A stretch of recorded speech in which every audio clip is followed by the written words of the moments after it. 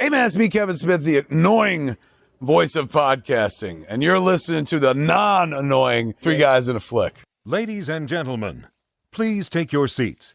The show is about to begin. You're 5'0" nothing, 100 and nothing, and you barely have a speck of athletic ability. And you hung in there with the best college football players in the land for 2 years. And you're going to walk out of here with a degree from the University of Notre Dame. In this life, you don't have to prove nothing to nobody but yourself. And after what you've gone through, if you haven't done that by now, it ain't never going to happen.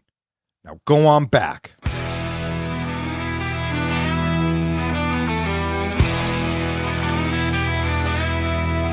Three guys and a flick with Duncan and John.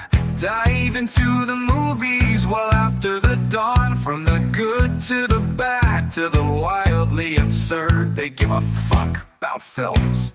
Their voices are heard. Welcome back. You are listening to Three Guys in a Flick. This is where we review the good, the bad, and the absurd. Tonight's episode, Rudy. Beware spoilers. Coming to you from the sidelines of Notre Dame, my name is Don. And to my right, we have the comic book guy, John. Howdy-ho. And to my left, we have the professor, Ken. Hello, everybody. How are you guys doing tonight? I'm feeling kind of puny. These guys, they are really big guys. I mean, like, they are like brick walls next to me here. Well, they're big for you. Well, yeah, and if you had any ounce of athleticism, comic book guy, I'm sure you would do great. As for me, I'm ready to get in there with those fuckers. Doesn't he kind of remind you of Rudy? He would. I imagine him like in that uniform, and you'd be about the right size. Which is funny because I was quite the opposite playing football. But that's funny. Tonight we are talking about Rudy. Rudy comes to us from the Bronco helmet and was submitted by a good friend of the show, Tatiana. And I believe this is one of the first movies that she submitted way back when we started in 2020. So we are finally getting to it. Do you know what's also special about this movie? What's that? This is one of my father's favorite movies. He was excited to hear that we were reviewing it, and he said he'll be listening. Oh, I can't wait for Rick to listen to this. No F-bombs tonight. Okay, I will try to limit the usage of my F-bombs, but I can't promise. Well, that I won't say it at all. Well, for fuck's sake, do it. Rick, that was your son. So thanks, Tatiana, for throwing it into the Bronco helmet. I hope you and Rick enjoy the episode. Better late than never. Released on October 15th, 1993, Rudy was directed by David Anspaugh, written by Angelo Pizzo, and it stars Sean Astin, Ned Beatty, Charles S. Dutton, Lily Taylor, Robert Prosky, Jon Favreau, Vince Vaughn, and a bunch of other football players and fans. How'd this movie do, Don? This movie was made for $13 million and brought in $23 million. I would have thought, for all the hype this movie has, that it would have done better than that. I don't know. Back in 1993, I don't know how many sports movies you had out. And I do remember that. Do you guys remember the movie The Program with James Caan? It was about Florida State football. I never saw it, Halle Berry. but now that you talk about it, I do remember it. I've heard about it. Yeah, so this the program comes out a couple of weeks after Rudy and does way better at the box office. Yeah, for some reason, Rudy doesn't take, but Rudy becomes, I don't want to call it a cult classic, but Rudy becomes one of the most revered sports movies out there. Anytime you see Sean Astin at a Comic-Con or convention or whatever, there's always got to be people chanting Rudy. Oh, absolutely. How can there not be, right? That's kind of like a no-brainer. Did you guys see this in the theater? No, this is a Blockbuster rental. It was my first time seeing it. Really? Yeah, I think I had seen bits and pieces of it, but I had never watched it all the way through. Huh, interesting. Well, it makes sense. I'm looking forward to hearing what you have to say about this movie. Never been a huge sports movie fan. Sports movies and war movies, I just never really got into. Yeah, no, I get that. And so I didn't realize this was your first time. All right. So yeah, I'm interested to hear what you got to say. I popped my Rudy too. cherry. Oh, nice. Rick, that's your boy. Oh, my God. I'm just going to take the high road on that.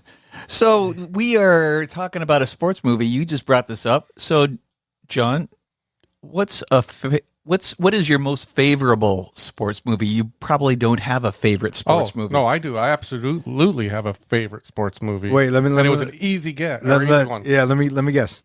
Dodgeball. 100%. Yeah. Dodgeball. Yeah. On the Ocho. And it very much does classify as a sports movie. So that's not a bad pick. All right. What about you? I got a boy. I really like Bull Durham. That's a solid pick as well with my beloved Kevin Costner. I kind of thought you were going to go with Sandlot, but go on. Sandlot's good. Sandlot's great. But for me, my favorite sports movie is Rocky. Followed very closely. Followed very closely, if not tied with Remember the Titans. Remember the Titans is a perfect movie. And when we get there and it is in the helmet, I mean, $5. You know, I know Rocky's a sports movie. It is a sports movie, but come on, you know, the third act is the boxing match. The first two acts, it's not a sports movie. So yeah, but still, it is a sports movie. Wait, it is or is not a sports movie, good sir? I just find it to be loosely a sports movie. Neither one of you said basketball. No.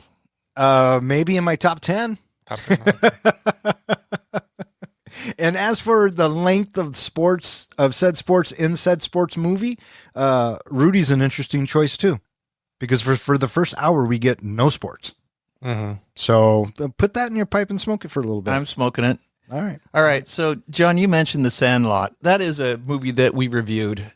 There are 5 other movies from 1993 that we have reviewed. Can either one of you name 2 of the other 5 movies that I unofficially counted? Tombstone.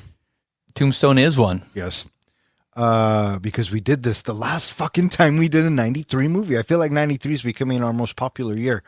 It wasn't Far and Away, but I did. Oh, A Few Good Men. Few Good Men. Ding, ding, ding. And how many are left? 3? 3. Including Rudy?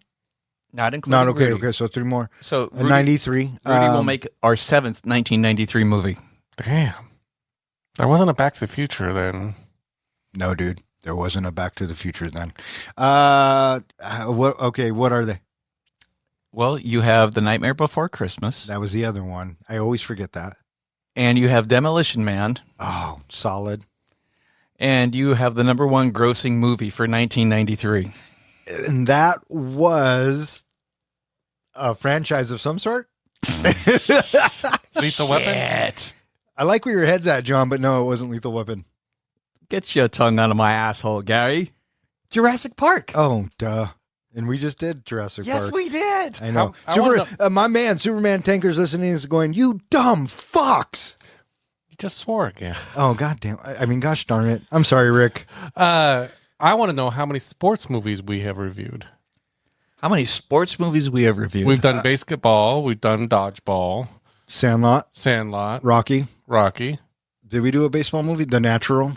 We did The Natural. Which was one of my dad's suggestions. Yep. Rudy. But fuck. I mean, heck.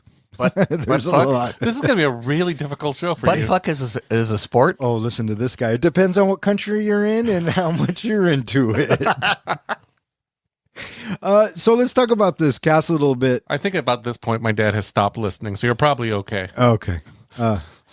Good job, guys. So this movie is directed by David Anspaugh, who previously did Hoosiers. Have you guys ever heard of this guy? I had not, but I also never watched Hoosiers. Not a bad basketball movie. Yeah, Gene Hackman, he's good in it. Yeah. What's his name? Dennis Hopper. Oh, yeah. Wins the Academy Award, I believe. Yeah. So, yeah.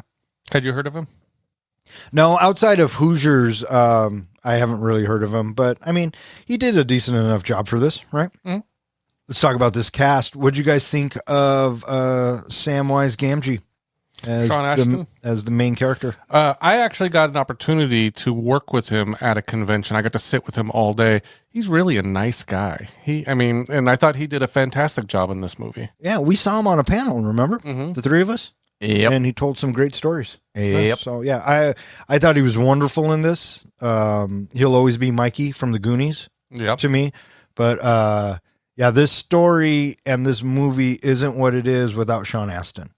And in 93, I don't know who else you could have cast or who else was up for it, but Sean Astin has such an innocence in his eyes. And every time someone tells Rudy no in this, my heart breaks, but his motivation is just increased. You know what was most amazing about Sean Astin in this movie? What's that? Is no matter what happened in this movie, whether he was wearing the helmet, taking off the helmet, his hair was always perfect. Did you notice that? Yes, and I was quite jealous. I know. That guy had some good hair. I fucking love Sean Astin's hair. Ned Beatty, this is actually, I believe, our second Ned Beatty film. Would you guys think of him as the Pops? His portrayal of his dad, I'm guessing, is probably fairly accurate. He is an Allentown, Billy Joel's Allentown type of dad. Yeah, he very much is. And with that, it's just like, man, what a gray cloud to be living under, having him as your dad. Yeah. You got right away that you're dealing with a gentleman who his spirit has already been crushed before, so he doesn't have any faith that his kids will do any better than him. Yeah, and he's kind of really set in his ways, right? I mean, we're Rudigers. We're not going to amount to much, but we are diehard Irish fans, right? We're Notre Dame fans. And all Rudy wants to do is make his pops proud. But those conversations when he has to have with Rudy, like, you're better off not following your dreams. I mean, it had to be hard. And I thought that Ned Beatty did a really good job. Yeah, he definitely, sells his part well. Charles S. Dutton. I feel like Charles stands out in everything he does. One of my favorite TV shows used to be a show he was on called Rock. I don't know if you ever watched it. No, but I remember it. He is just a standout actor, in my opinion. And I think he shined very bright in this film. Mm-hmm. I think he is part of the heart of this film, along with Sean Astin. Yeah. Their chemistry together is really good. I'm not a huge fan of Alien 3. But even he was good in that movie. Bite your fucking tongue. Sorry, Rick. Underrated. We'll get there. Fortune's character is somebody that is an encapsulation of a couple of different people. And when you have a docudrama such as this, it is not unusual to have the actual real life deviate from what is being told in our movie story. And this is something that can be a little deflating sometimes, having the truth come forward about, this is what really happened. So here you are, you're loving it, what you're seeing on screen, and then you find out after the fact that, it wasn't really quite like that. And this is something that people are, sometimes they get uppity about, that didn't really happen. Sure, and I understand that. However, the flip side to that coin, for me, is good. There were more characters that played a bigger part, but essentially does everything that Fortune does. Cool. Let's wrap that up and let's move along the story and let's compact it. So, sure, does it surprise me that Fortune was a mixture of a bunch of different characters? Not at all. Knowing that, for me, doesn't take away the performance from Charles S. Dutton and the character relationship between Rudy and Fortune in this movie. I knew ahead of time, before going in this movie, a lot of what did happen and what didn't happen. I had heard the story before. So going into it, I was trying to focus more on the story and instead of based off of a true story, if that makes sense. I wanted to just focus on the characters in this movie and the story and not think, this is how it really happened. Which I'm really proud of you for, because in previous podcasts, you get kind of all kinds of uppity about it not following the original story closer. Not 100%, because no one's ever going to do that, but as close as they can. Yeah, right? And they took a lot of liberties in this movie. That doesn't surprise me at all. I mean, the cinematic ending of this, I mean, come on. Anybody else stand out in this cast for you? I like D-Bob. A young, thicker Jon Favreau? Yeah, it wasn't a lot that he was in this movie, but his character kind of was there and encouraged Rudy I thought along. he was a delight. I liked the relationship between him and Astin, and I thought he was a great character. Mm-hmm. Was he a real character?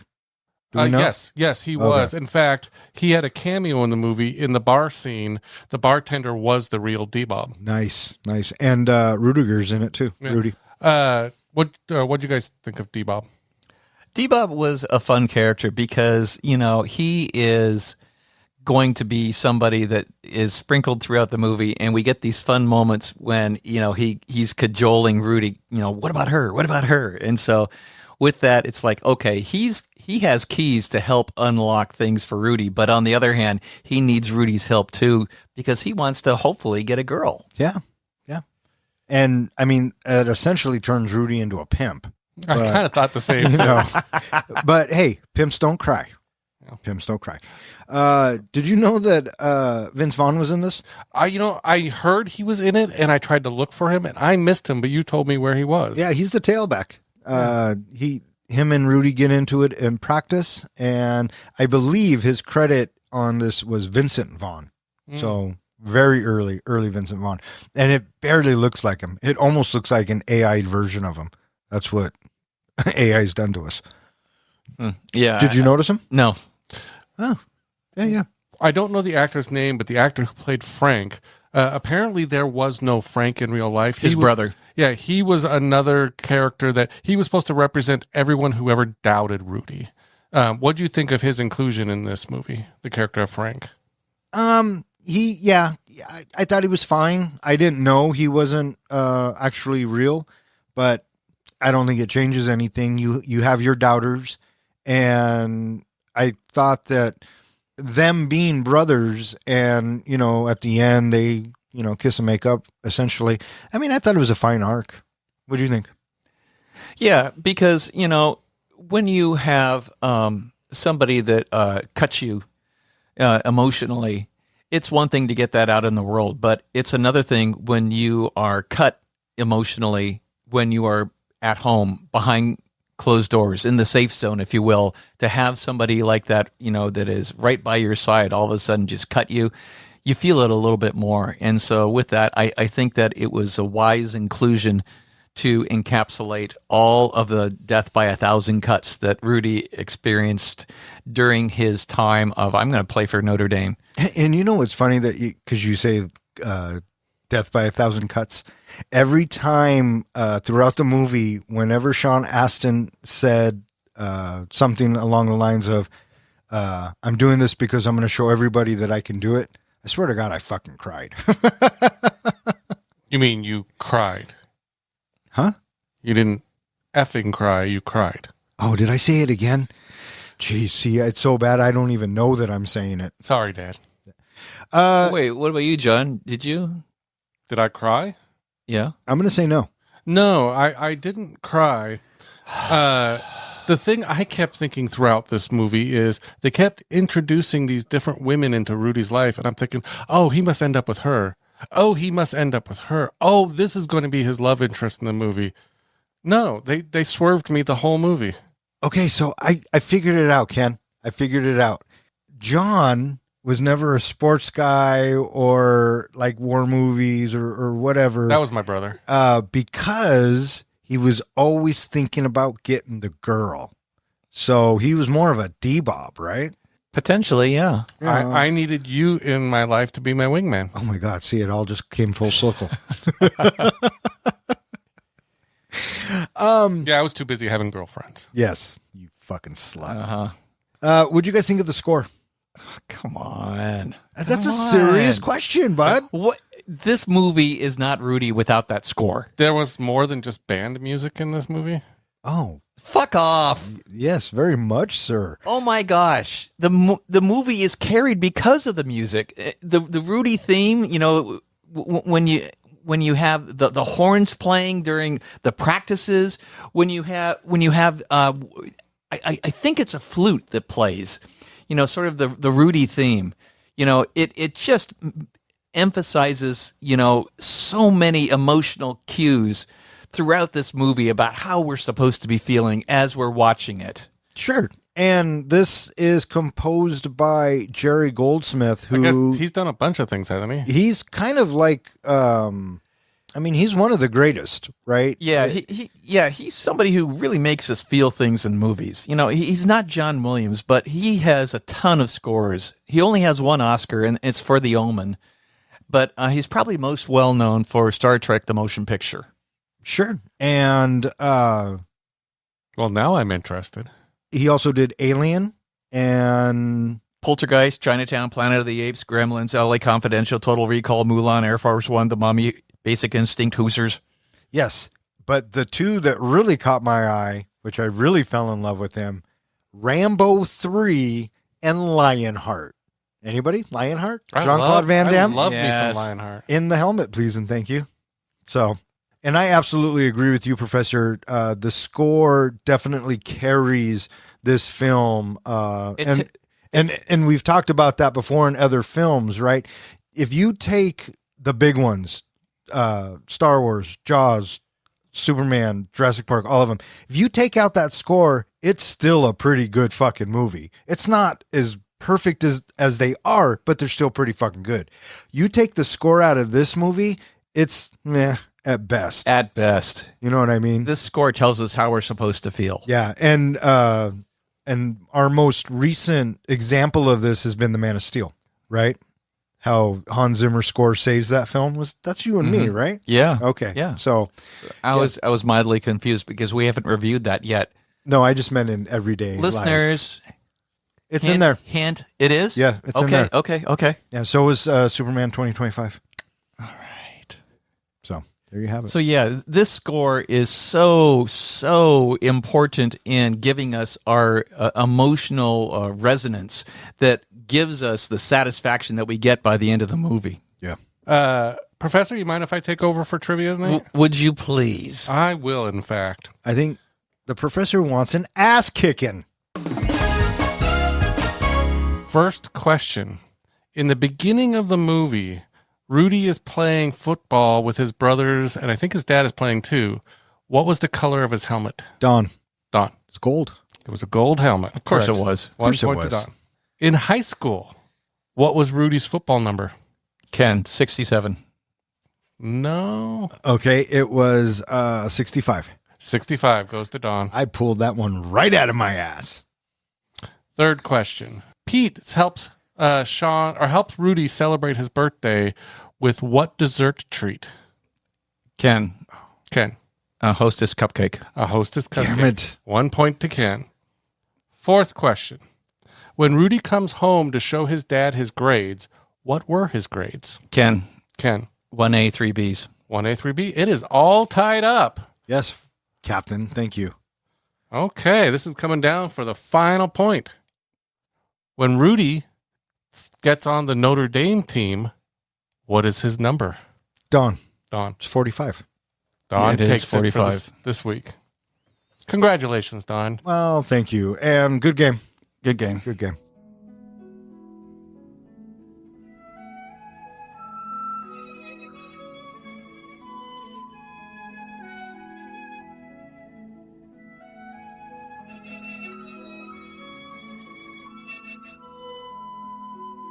In 1960s Joliet, Illinois, Daniel Rudy Rudiger dreams of playing football for Notre Dame, but he doesn't have the grades, the money, or the size to make it happen. After high school, he joins his father and brothers working at a steel mill. His best friend Pete is his only real supporter, constantly encouraging Rudy to chase his dream. When Pete is tragically killed in a mill explosion, Rudy decides to leave everything behind and pursue Notre Dame. In 1972, Rudy visits the campus but learns he's academically ineligible. With the help of Father Kavanaugh, he enrolls at nearby Holy Cross College with hopes of transferring later. While working at Notre Dame Stadium, he meets the gruff but kind-hearted groundskeeper Fortune, who secretly helps him by leaving blankets and keys to the office so Rudy has a place to sleep. All right, so this movie opens up with a little bit of home video. I guess it looked like home video. I guess it didn't necessarily have to be, but it's Rudy as a little kid, and he's in the backyard playing football, and so we immediately know that this is going to be a football movie. But you know that going into it being Rudy. And right away, we get our first instance of someone crushing his dream. Yeah, his brother. Yeah, basically telling him, he's like, I'm going to play football for Notre Dame. And they're like, no, you're not. Yeah, and if you've ever had an older brother, that's what fucking happens. I've been there. I was the youngest. I never got to pick on anybody. My brother was always very supportive of my dreams. I think that's why I pick on you two. No, he wasn't. But he's a good brother. We open up with a family dinner, and we kind of get to know the family and Rudy's story. The biggest thing I noticed is they were eating spaghetti. Yeah, well, who didn't, right? They had a lot of siblings in that house. Yeah. Well, Dad also asked, and who are you? Well, it wasn't like, who are you, and what's your name? There was a boy and a girl. Oh, that's right. I loved the girl when he said, oh, so you're, or someone said, this is Rudy's girlfriend. He's like, no, she's not. And she's like, yes, I am. And it's funny because we also get a scene where Rudy and the girlfriend are looking at a house. Mm-hmm. And so you're thinking, oh, wow, that's kind of quick, right out of high school. And we know they're graduating high school because we get Rudy at football practice. And so I think this is the first bit of sports we get, and will probably be the last bit of sports we get until we get into the last 54 minutes of this film. Mm-hmm. But the key thing is again, like we were mentioned earlier, there was no Frank. There was also no girlfriend. So there wasn't this whole... Oh, they put that in for dramatic effect? They put that in as well. I kind of felt like that was forced. Because eventually the girlfriend supposedly ends up with Frank. There is no Frank. Oh, that's kind of a mind farking thing. Good work. If you sit and try to think about that. Yeah. Yeah, and then we get after high school, this is the last time you wear your jersey. 4 years later. But you notice all the way along, like in that beginning, like dinner scene, we get introduced to Pete. Then on the football team, here's Pete with Rudy again. You kind of see that they have been together this whole time. They're building up this friendship between the two of them as best friends. Oh yeah, I bought that right away. Mm-hmm. And what struck me funny is when it does say 4 years later, I start doing the math in my head, and I'm like, he's 22 when he starts college. I did the same thing. How can you not do that? You have to do the math. Yeah. But here's the crazy thing.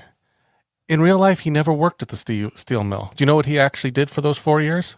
Fuck off? He joined the Navy. Oh, he couldn't hack it in the Navy? So no, he did a 4-year term in the Navy.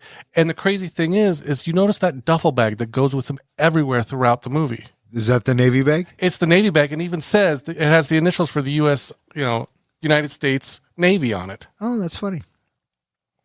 And so we get life 4 years later, and he's working at the mill, and he's telling everybody, oh, I would love to go play for Notre Dame.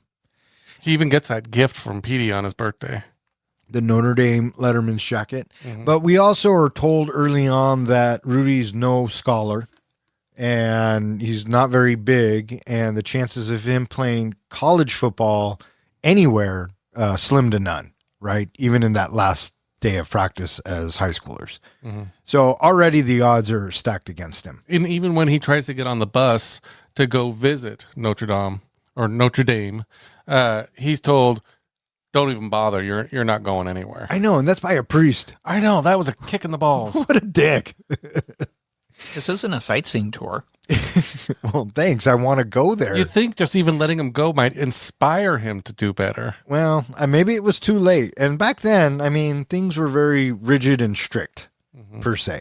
And so during this whole time, Pete is totally supportive. And Pete is totally, you got to follow your dream. You got to do your thing. He's the only one who's supporting him. Yeah. And, I like to think that at some point, everyone should have someone like that in their life. Yeah, they should, Don. Yeah, well, I support you in most things, okay? And you too there, guy.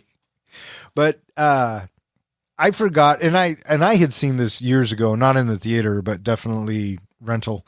And I had forgot about the whole Pete arc.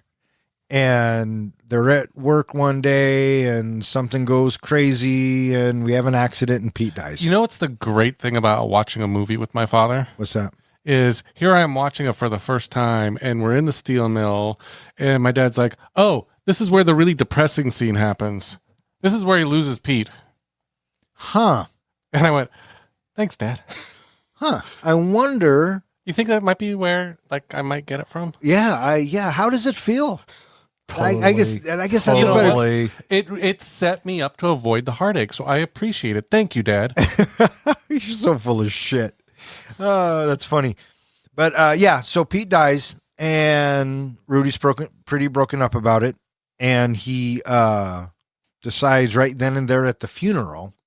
He can't wait till the funeral's over. He can't wait till the next day. He says, "You know what? I'm going to Notre Dame." And not only that, I'm breaking up with you. Well, that kind of went hand in hand, right? Yeah, and she's like, "I'm not going with you. I'm not going to wait." Yeah, and so he takes off.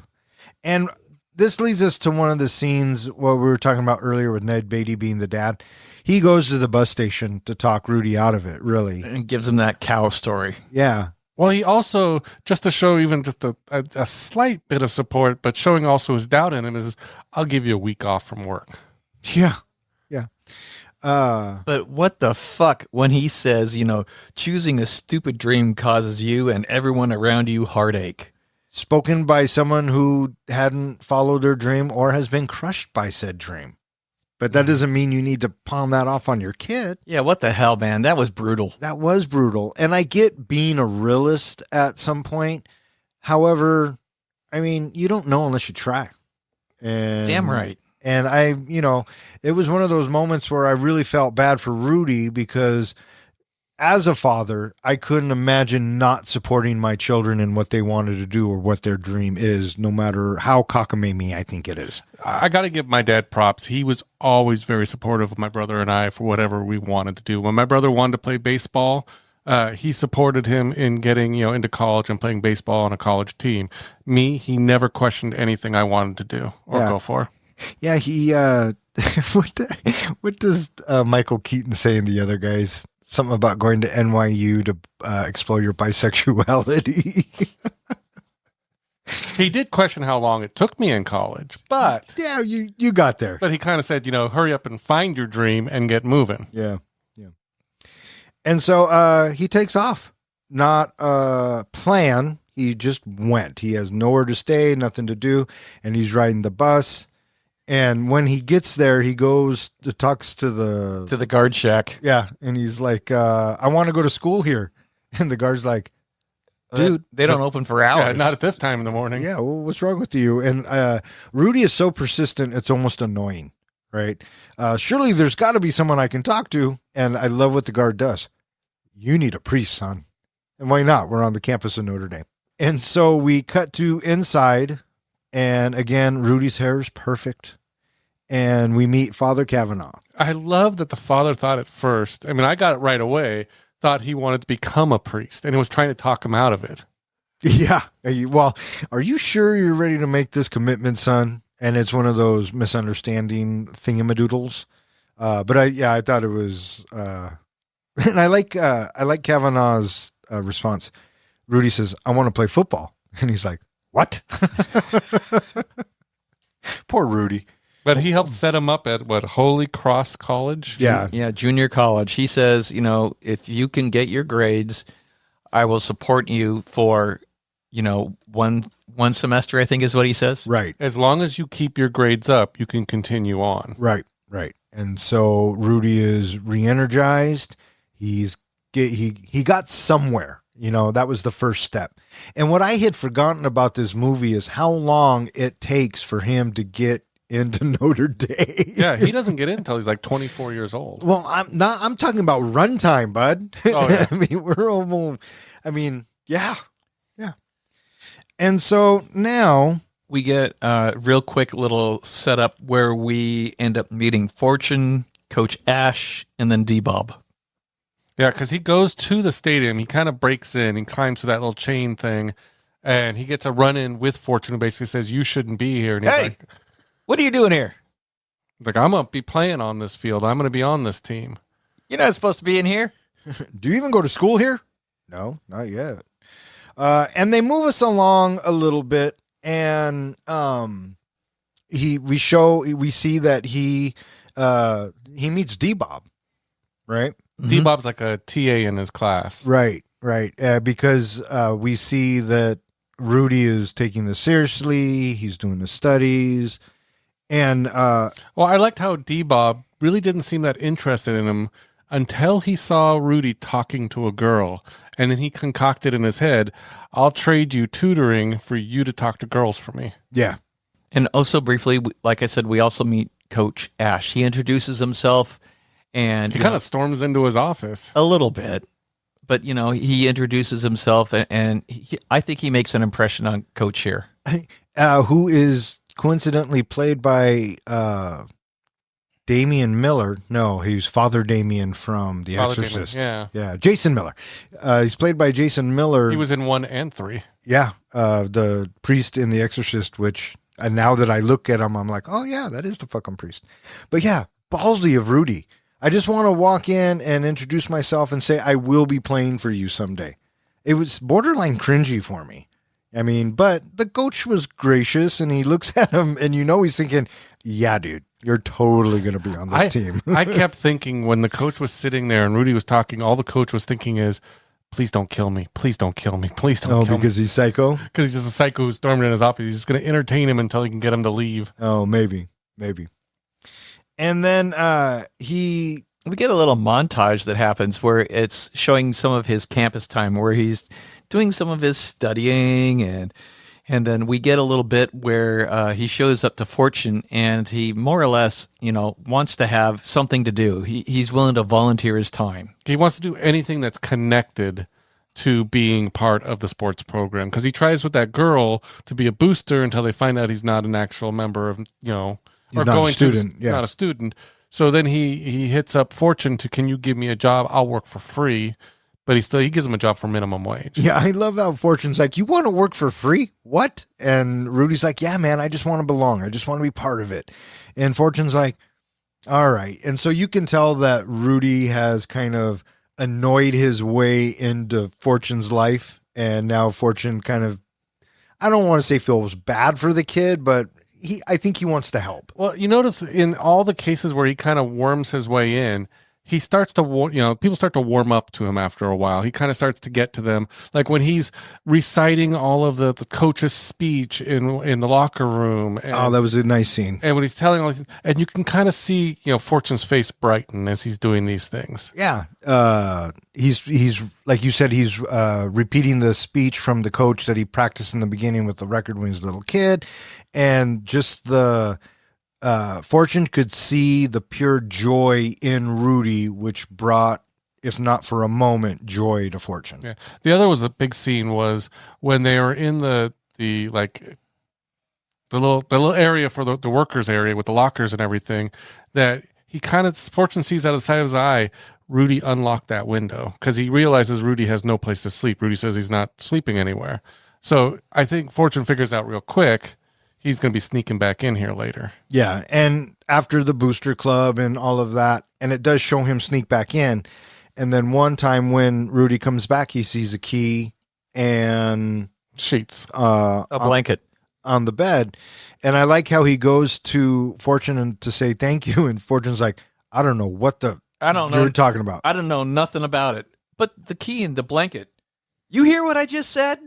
And it takes Rudy a minute to catch on, but yeah, and we know it was Fortune.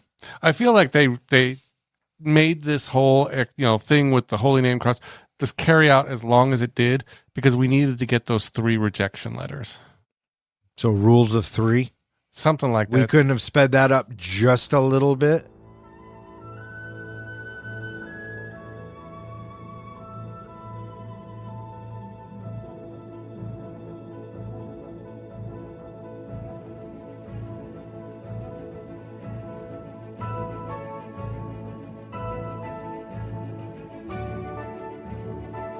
At Holy Cross, Rudy befriends D-Bob, a quirky teaching assistant who helps him study in exchange for social advice, or being a pimp.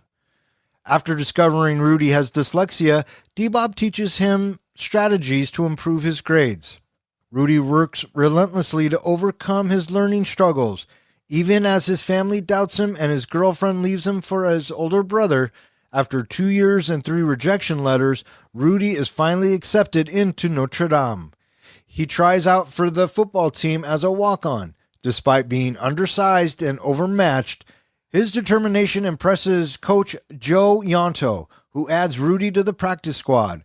Though he never plays in games, Rudy earns the respect of his teammates for his heart and hustle.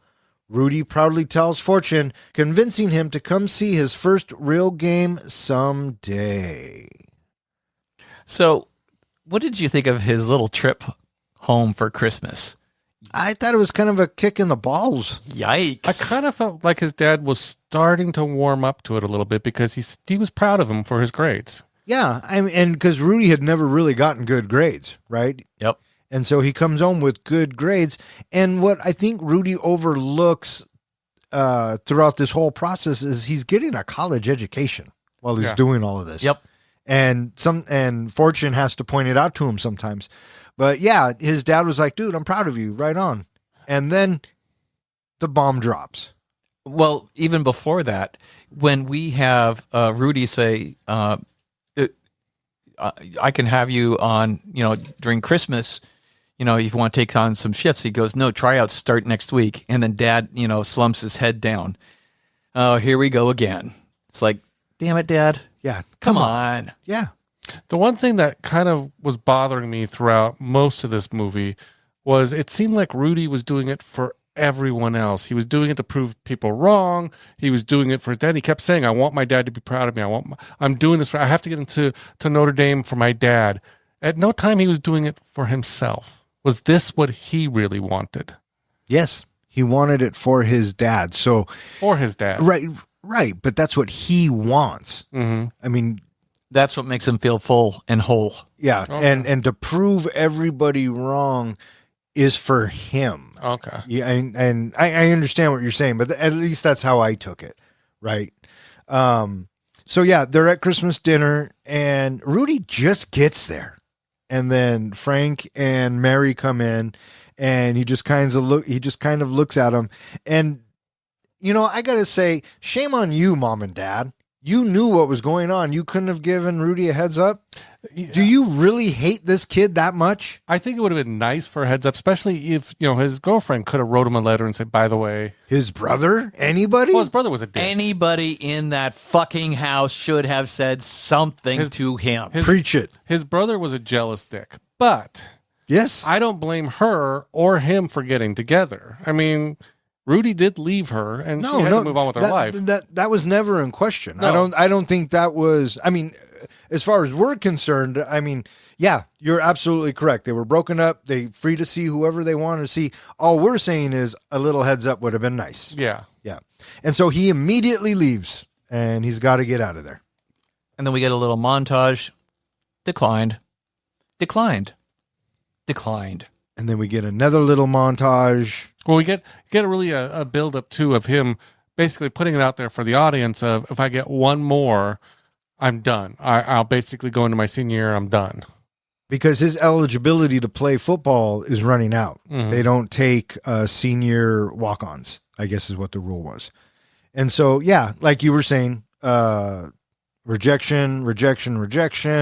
And to tell you the truth, you say that there was 3, and I don't doubt that, but it felt like more to me while watching this movie. I felt like he was getting a rejection letter every other day. And I kept thinking, God, how long is this going to fucking take? Well, it was supposed to represent every quarter. No, I get it. I understand that. And for me, and you know what a curmudgeon I am, it was a bit long. That's what I'll say. It was a bit long. However, he gets one more fucking letter. And what does he do?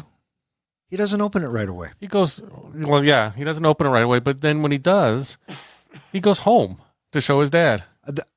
Because that's what his goal was. Yeah. He was going to go, he wants his dad to be so proud of him. And for a moment, his dad really is. I mean, his dad got on the microphone and told everyone in the steel mill, my son's going to Notre Dame. When Ned Beatty gets the letter and he opens it up and he reads it, the expression, and I mean, it brought tears to my eyes. It's kind of from here moving forward.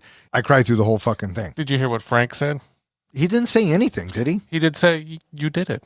You did it. Oh, yeah. I almost wanted Rudy to look at Frank and give him the finger and smile. Like a loving finger, like I give you guys. The other thing I noticed is he was so excited about it. Do you notice he left the letter with his dad? No, I think he gives it to him. Well, he gives it to him. I mean, but he didn't take the letter with him. Right. No, I think he wants his dad to have it. Yeah. I would. Yeah, and he is carefully placing it back into the envelope. This is some little moment of reverence towards this letter representing what Rudy has accomplished. And this is just the first step, right? Because Rudy's ultimate goal is to get on that field, on the team to get on the field. And Pops was like, no, we're Rudigers. None of us go to Notre Dame. Well, I just proved you wrong this time. One more step to go. This is also the turn in the movie where before it was showing, the whole movie was about Rudy getting into the college. Now the turn is he's got to get onto the team.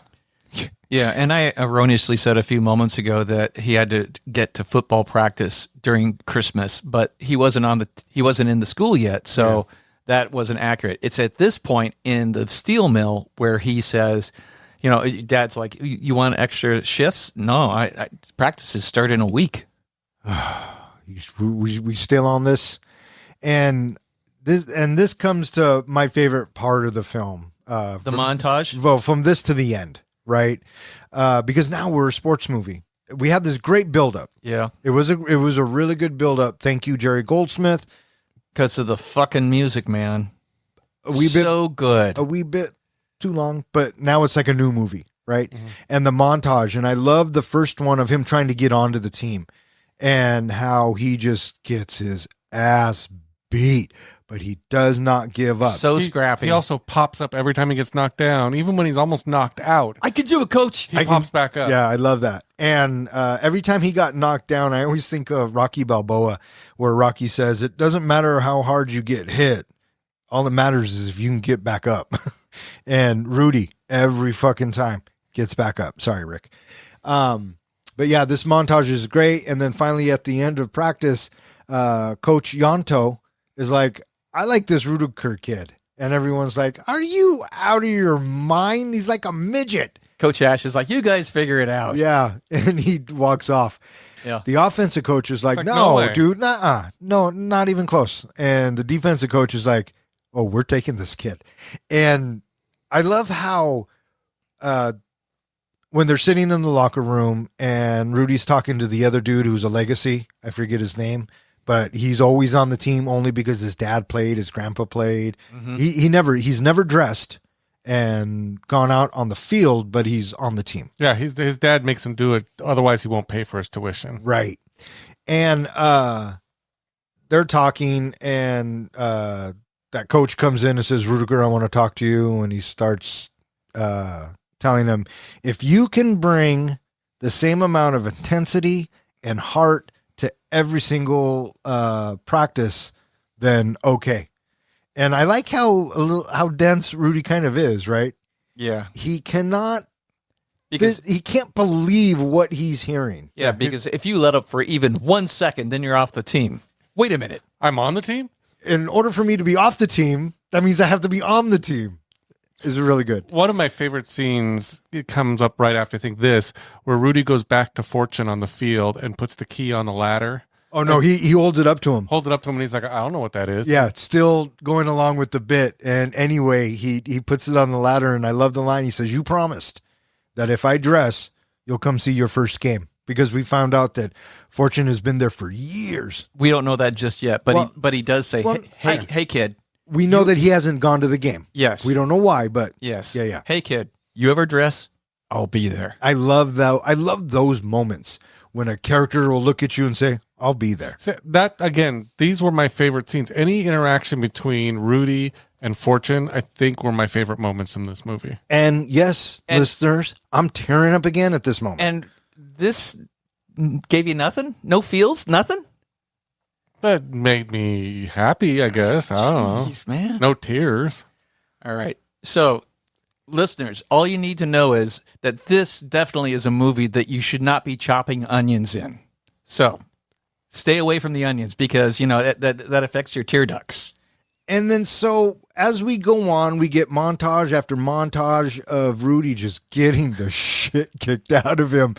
And in between the practices, we see Rudy trying to convince his parents that he's actually on the team, that he made it. And at the practices, he has actually a few players say, "Can you just stop? You're making us look bad." Oh, I love those bits. And he's like, "No, I won't. I promised I would give it my all." Well, he says, if I stop and slow down, then I'm not doing my job in getting you ready.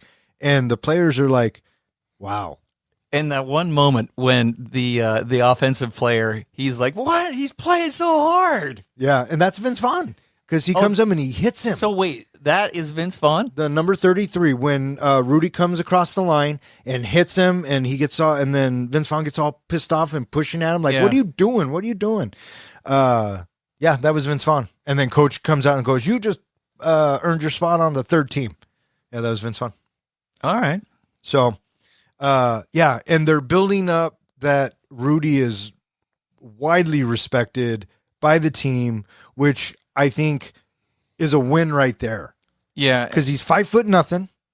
I mean, and they all care about him. And it was we're getting to see. Whereas initially we had the big guys, hey, you're going to get yourself hurt out there. When he gives it that the big guy, he gives him that little talk. It's like, all right, man. And then we have a little moment where we have Rudy with his dad and both of his brothers, and they're in a bar and they're busy talking, and they're not on board yet. They're still pretty skeptical of Rudy. Well, Frank is being a jerk to him, basically telling him he's just lying about everything. Yeah, absolutely.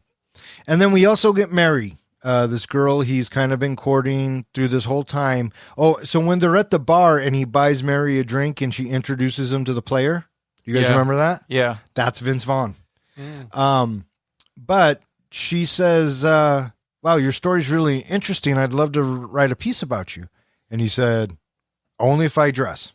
If I dress, which means suit up for the game, you can write a story about me. Because what we're told is that the NCAA will only allow 60 players on the field for game day. And so there's 95 players on the team. And if you dress, that's super special. And if you dress is the only way that you go down in the history books as being a member of that team. Yeah, you have to be at least for one play. One play, that's right. So this is the goal for Rudiger. He wants to dress.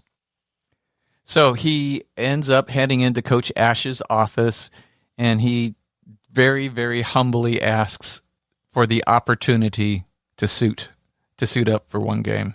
For next season. So he's already planning it in the coach's head, which is kind of smart, right? And Coach Ash says, yeah. Well, he's at first he's like, every single game, we're expected to get to the national championship. So every single game's important. So he at first says, it's not going to happen. But Rudy keeps pushing and pushing. He goes, you know what? You've earned it. I'll give you one game. Yeah. Which I'm thinking, yeah, dude, nice. And then he quits. Cut to.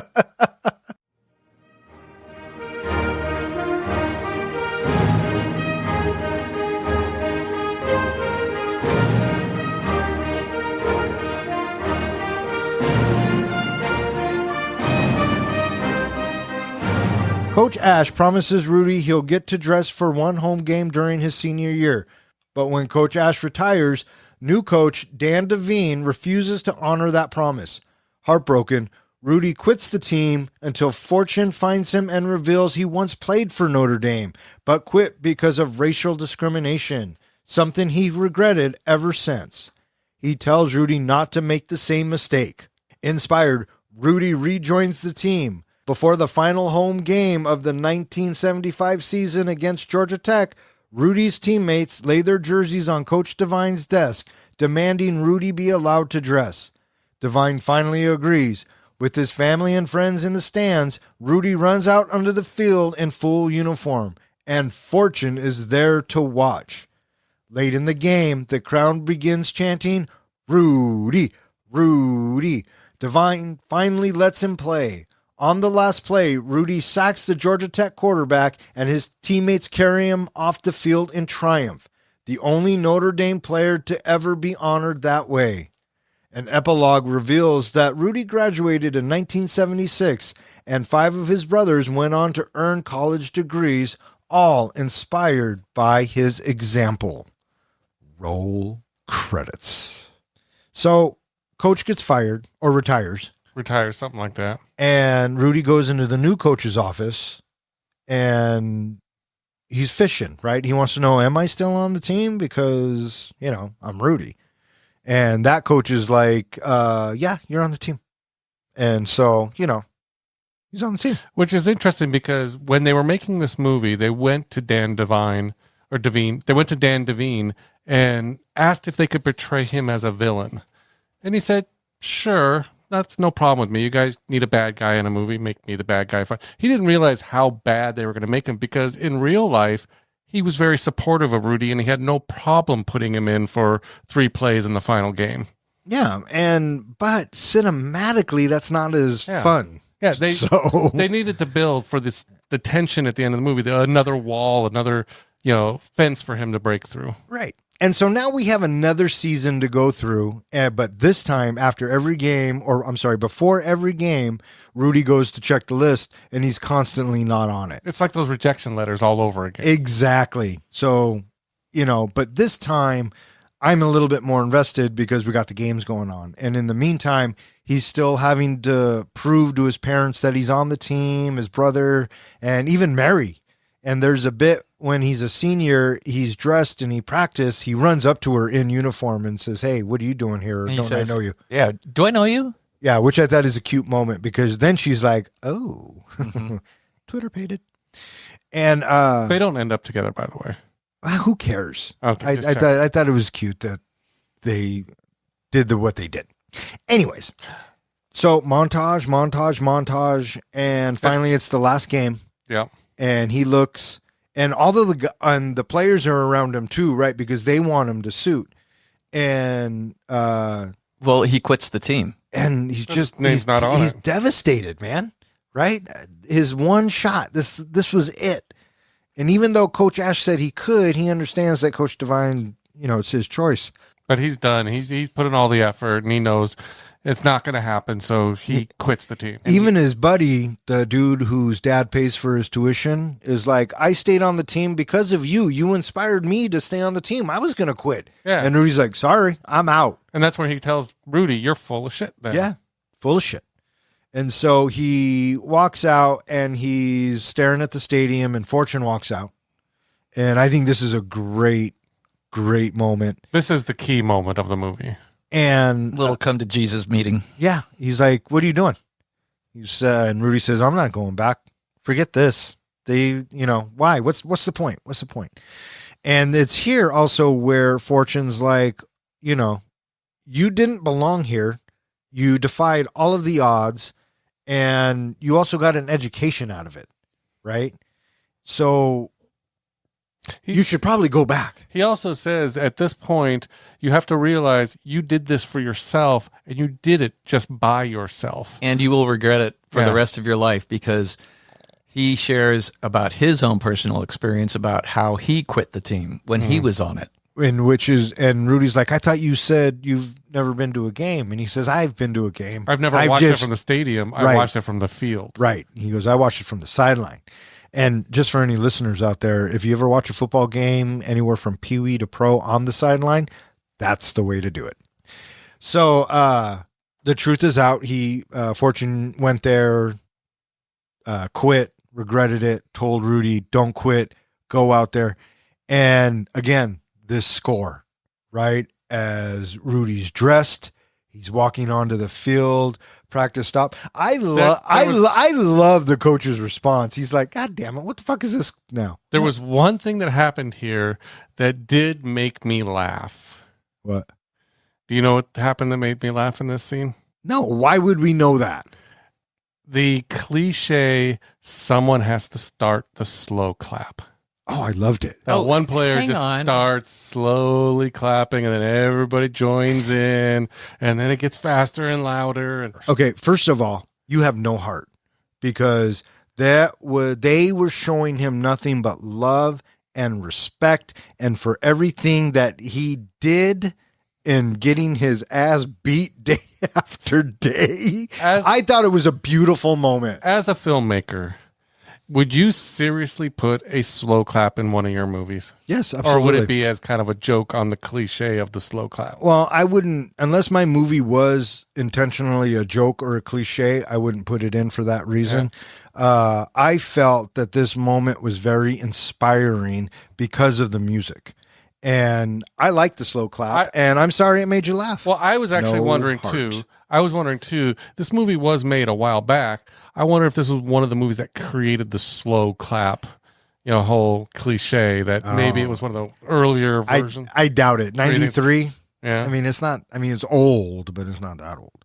And so after practice, the coach is in his office and he's doing his paperwork. And one of the players walks in, and it's the player that was actually been sticking up from Rudy for all 4 years. If you go back and watch it, whenever someone's giving him shit, he's like, leave him alone. He's just doing his job, right? He comes in and says, Coach, I want Rudy to have my spot. And I love the line. I thought it was very well written. And apparently this never happened either. No, this jersey scene didn't happen. But I'm glad it does because cinematically, it makes me cry. He puts down the jersey and he says, I want Rudiger to play for me. And the coach is like, dude, no. You're All-American. You're a captain. Act like it. And the player's response, I believe I am. And I'm just like, oh, that's so good. I did like how every player comes in afterwards and does the same. Rudy can have my spot. Rudy can have my spot. I could have swore at some point the coach stopped and said, is the whole team out there? Because if so, save it. He can have a spot. Did you know why he really got to play in that last game? Because he asked nicely? Well, Dan Devine had no problem putting him on the team, but also they had a player injured, so there was a spot to fill. Oh, well, fate put Rudy into that game. Also, several of the players did actually mention to the coach, Rudy really ought to play. Yeah. Yeah, which I think is fantastic. I mean, that is the true sense of the word team. And the one thing that I really love, too, is that Rudy didn't expect to get to play. He just wanted to be on the sideline so his dad could see him in the uniform. And when they're getting ready to run out of the tunnel and the player looks at him, he says, you ready for this? And Rudy just says, I've been waiting for this my whole life. He says, you lead us out. Again, tears. I was going to say that one had to have made you cry. Of course. Did it make you tear? No. Or no, maybe he says, I've been ready for this my whole life. Something like that. Or I've been waiting for this my entire life. It's something like that. Yeah. But yeah. But the fact that he says, lead the team out. Yeah. Yeah. So good. I'm tearing up now. And so we get to the game and, we have 4 quarters and we got to go back and forth. And did you notice what was different about Rudy's jersey versus everyone else's? He didn't have his last name on it. Yeah, which I guess one of the points of that is it made him stand out from the other players. Besides being so short, so small, everyone, and this it really happened in real life. He didn't have his name on the back jersey, so everyone could see him very easily. Yeah, well, he was out there. Yeah. And I love the moments where you see Rudy and he's just looking around, just taking it all in. And we cut to D-Bob, who had left to go to Miami with a gal that Rudy actually helped. Well, kind of. It was that blonde girl. Yeah, it was the blonde girl, yeah. But he comes back and he's all fancy pants. Cigar. And Rudy's parents are there and his brothers, and they get to see him. And this is where the real Rudy is. He's sitting behind Ned Beatty to his left, I think. Yeah. And Fortune comes down the little corridor. Oh, I love that. I absolutely love that. The whole majesty of presenting the stadium to us through the eyes of Dad. And he says, this is the most beautiful sight these eyes have ever seen. And I'm thinking to myself, Dad, you need to get a little bit of a life here. Well, I said, what a dick. I thought the same thing. You're going to say that even over your wife? No shit. The wife is right next to him. And he says, this is the most beautiful thing I've ever seen. Yeah. It's like, dude, you are... Okay, you're a little mental. Yeah, I chuckled when that happened because that's exactly what I thought. That's funny. One interesting thing I thought the director did with the film technique here is they shot all the footage from the sidelines to try to make it feel like it was a broadcast game, like you were actually watching it happen from the sidelines. I thought that was kind of an interesting way to do it. Instead of being on the field, he shot it from the side. Yeah. Back in 93, that was... a different technique. Now, when you watch sports movies, they film it like it's broadcast because that's how people want to watch it. You know what I mean? But yeah, so coming up to the fourth quarter, Notre Dame's winning, and coach, what a dick, looks at all the other coaches and says, all the seniors. And Coach Joe's like, and Rudy? And he's like, no, absolutely not. God, but what the Fuck? The other thing too is right now, Notre Dame has the ball. They're playing offense.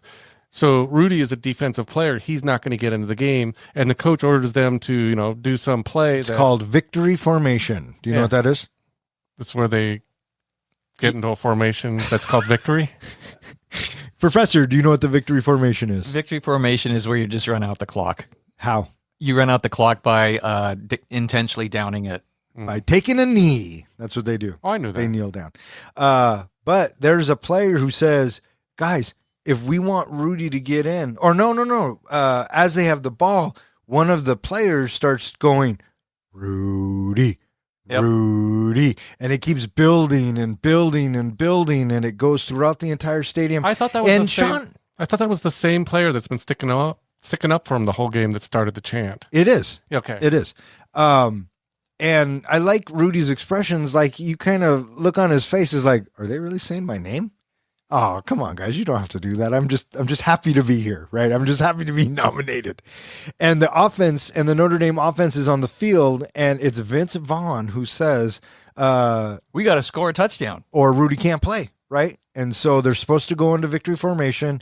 They don't. And I always love the movies where the players don't do the play that the coaches call. And on the sideline, he's all, what the hell is that? Right? What the hell is he doing? I love those moments. Who called that play? Exactly. But they score, and Georgia Tech gets the ball back. And by now, the entire stadium. Did you catch what the score was at this point? 23-7? 24-3. 24-3. And now, the entire stadium, Rudy, right? And a coach is like, oh, fuck it. Send him in. And they're like, go, go, go, go, go. And tears strolling all down my face. And he lines up.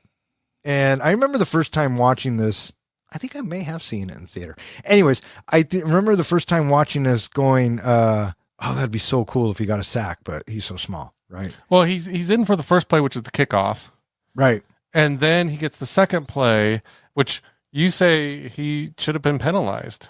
Oh, well, yeah, I now find out that, I mean, he was kind of in the neutral zone. If you look at the real video, even the Sean Astin one, Rudy was in the neutral zone. So I don't know if that... He was a little offsides? It was a little offsides. But he got the sack. And I guess in real life, it was him and another guy who got the sack. So he really gets half a sack. Yeah. He was actually, in real life, he was in for 3 plays, but I don't think that really matters. Yeah. And so he gets the sack. Don's crying like a baby. And then they carry him off the field. Don's continuing to crying like a baby.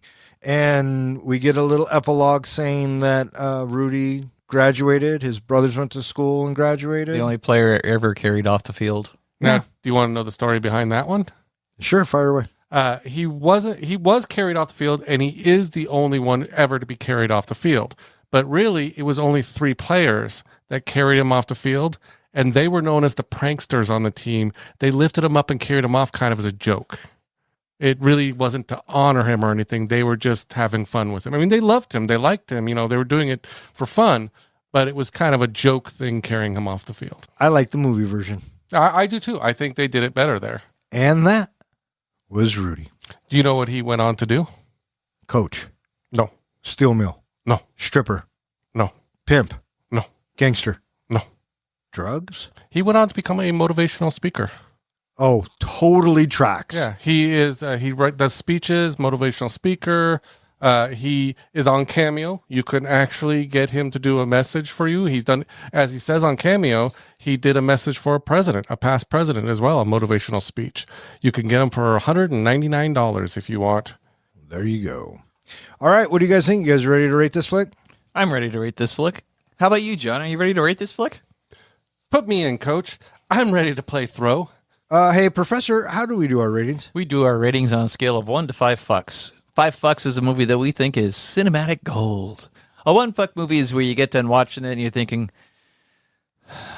I'm never watching that again. And what's a zero? A zero fuck movie is where you get done watching it, you turn to your buddy and you're like, oh, for shit's sake, what the hell? Why would you make me watch that? I want 1 hour and 54 minutes of my life back. Or in other words, we just don't give a fuck.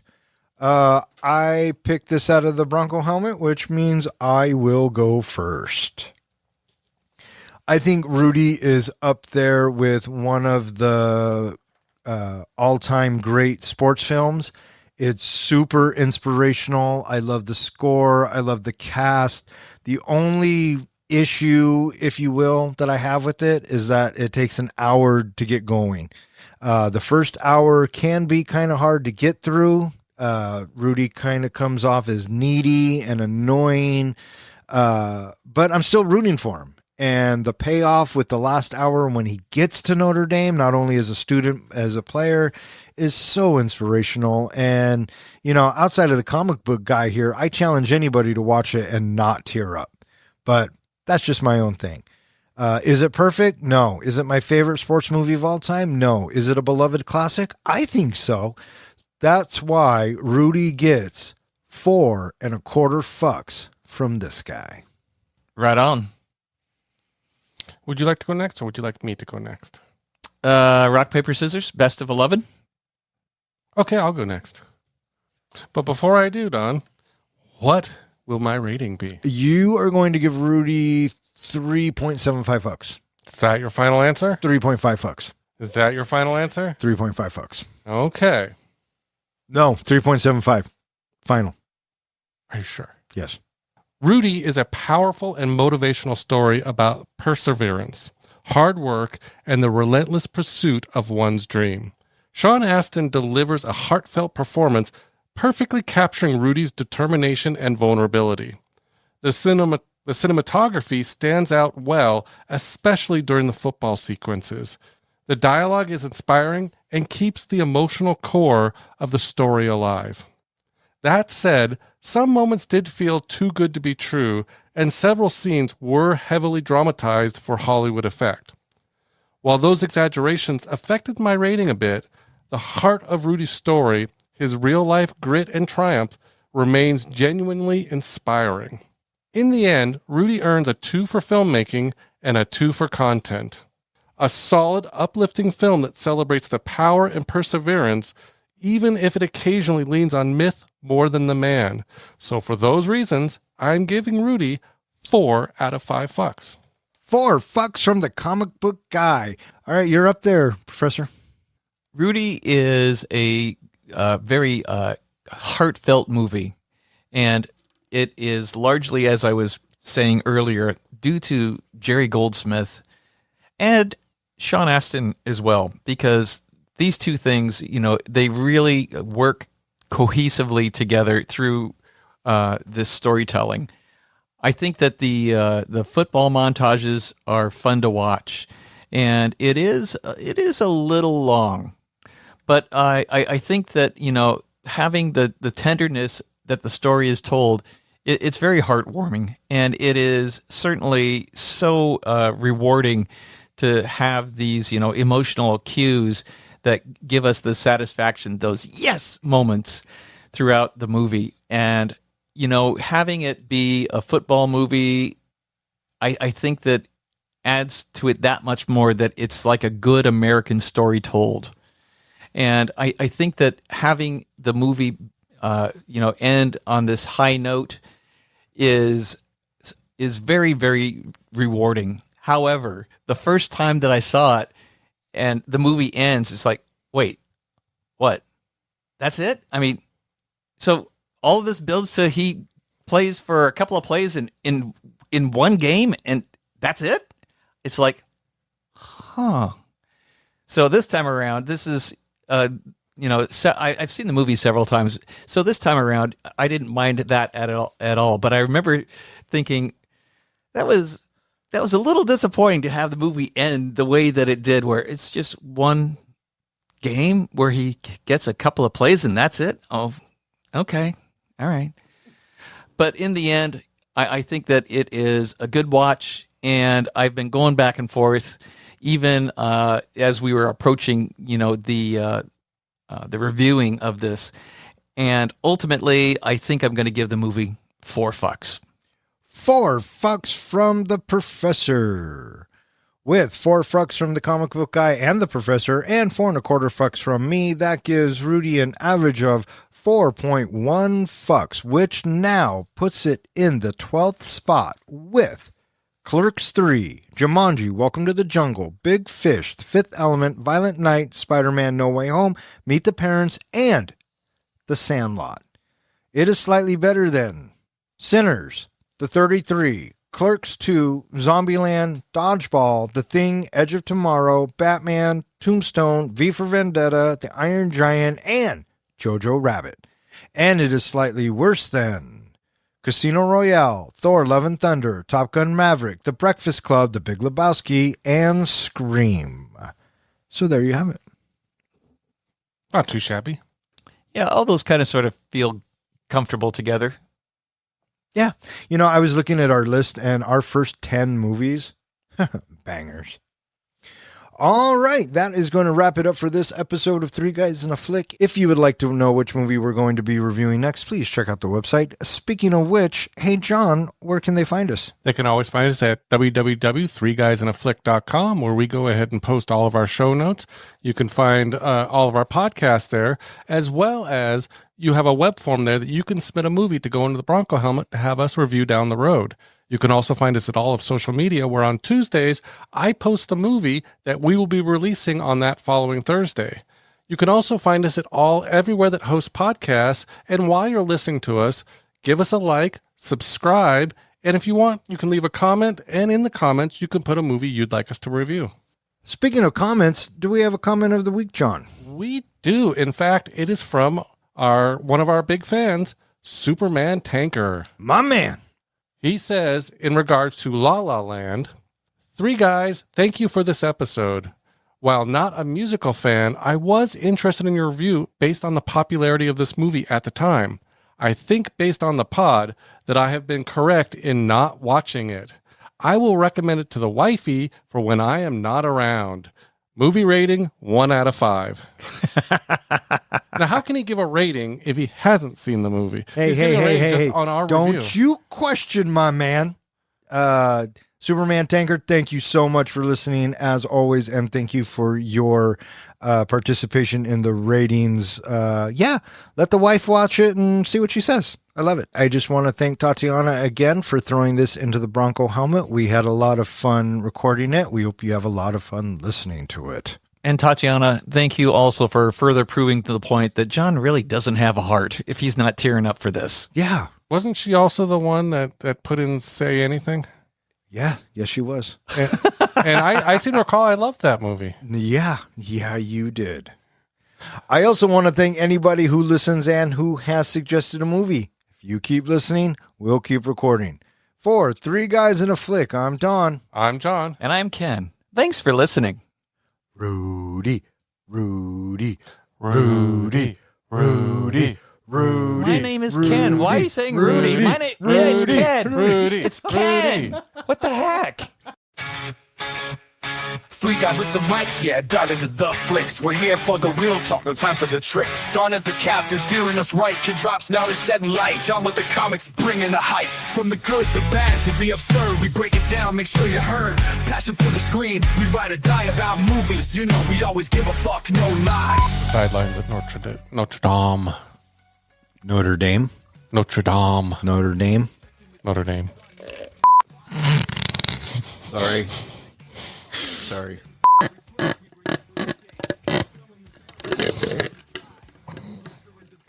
You're really cooking my grits, coach. What the fuck are you eating? French fry. Oh. Yeah. Oh. Yeah. Is slut okay? I just can't say the effing slut? Okay. They seem to be in a lot of those high school kind of college movies, the slow claps. Name one. They make fun of it in the parody movies. I can't remember which one, but there's a parody. That is such a broad statement. Yes. Oh, I kind of like that. That's good. All right. What do you got? Nothing. I've got 4. Okay. Maybe 5. I'm going to go first. You go first. Pootie. Not bad. I had Randy. Oh, not like Randy, the name Randy? Well, it's like you're feeling Randy. Oh, okay. But yeah, I got one. I have a brother-in-law named Randy. So Oh, there you go. Horny. Raunchy. Raunchy. Raunchy. Raunchy. Pussy. Raw doggy. Oh, I kind of like that too. It's a little bit of a mouthful. Yeah. Yeah. I also had Tushy, but Oh, that's not bad. Tushy, tushy, tushy. I got one better. Oh, fuck you. Lay it on me. All right, do you have any more? Nope. Professor, do you got one? How about Rudy? Back to the locker room. Back door. My final one? Yeah. Booty. Oh, right there in front of our face. Booty. Booty, booty, booty, booty, booty. Fucking nerds. All right. May all of your days and nights be filled with happiness. All right. Fuck up. Good night.